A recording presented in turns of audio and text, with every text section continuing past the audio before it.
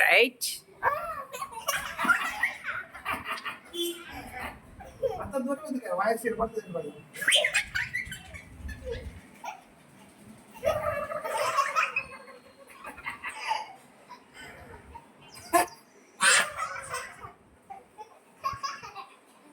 ఇటు ఇటు ఇటు చూడాలి.